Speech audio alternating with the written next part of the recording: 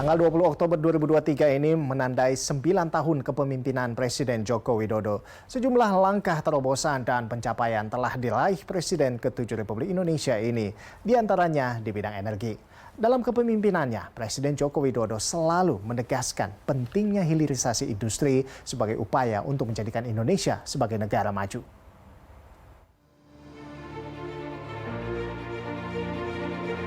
Pada rapat terbatas evaluasi implementasi hilirisasi pertambangan mineral dan batu bara pada 23 Maret 2017 yang digelar di kantor Presiden Jakarta, Jokowi menegaskan bahwa era menjual sumber daya alam sudah berakhir.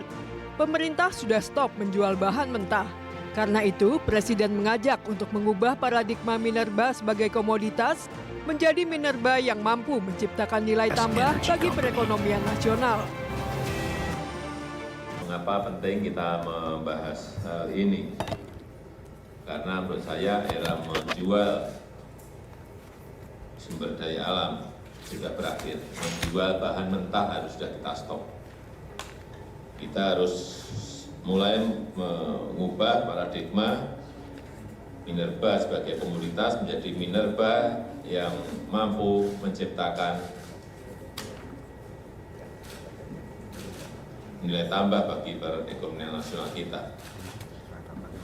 Dan saya melihat juga tren perkembangan negara-negara maju yang berani melakukan lompatan-lompatan kemajuan dari negara penjual komoditas sumber daya alam bergerak ke negara yang memperkuat industri pengolahan.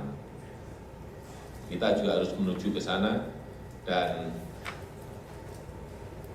negara lain justru juga melompat lebih cepat lagi bergerak ke negara industri jasa.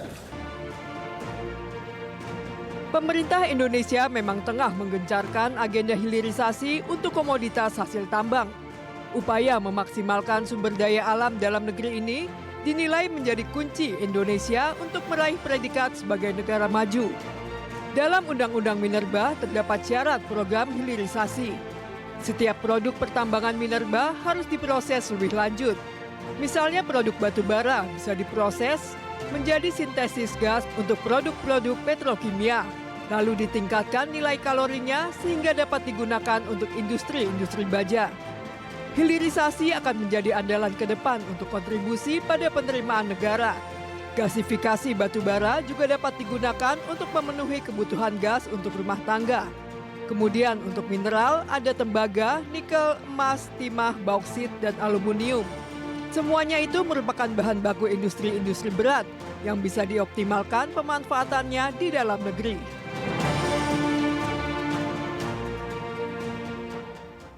Sebagai negara dengan produksi biji nikel tertinggi di dunia, larangan ekspor nikel mentah yang diterapkan pemerintah membawa manfaat bagi industri pertambangan Indonesia. Salah satunya adalah melonjaknya nilai ekspor nikel secara signifikan. Nikel adalah salah satu unsur logam yang paling umum dijumpai di bumi, yang banyak memiliki kegunaan dalam berbagai industri. Berdasarkan data United States Geological Survey dan Badan Geologi Kementerian ESDM, Indonesia merupakan negara dengan produksi biji nikel tertinggi di dunia. Produksi biji nikel Indonesia sekitar 1,6 juta metrik ton di tahun 2022. Jumlah ini terpaut jauh dengan Filipina yang menduduki peringkat kedua dunia dengan produksi sekitar 330.000 metrik ton dan Rusia di peringkat ketiga dengan produksi 220.000 metrik ton. Sejak Januari 2020, pemerintah Indonesia melarang ekspor nikel mentah. Kebijakan ini bertujuan agar industri pertambangan Indonesia mendapat manfaat lebih dari nikel, daripada hanya sekedar diekspor dalam bentuk biji nikel. Kebijakan hilirisasi nikel dilakukan untuk menopang industri baterai kendaraan listrik yang baru mulai dikembangkan di Indonesia. Nilai ekspor nikel mengalami lonjakan signifikan setelah pemerintah menerapkan kebijakan larangan ekspor biji nikel. Hasilnya mulai terlihat pada 2021 dengan nilai ekspor yang melonjak hingga 58,89% menjadi 1,28 miliar dolar AS dibandingkan setahun sebelumnya yang sebesar 808,4 juta dolar AS.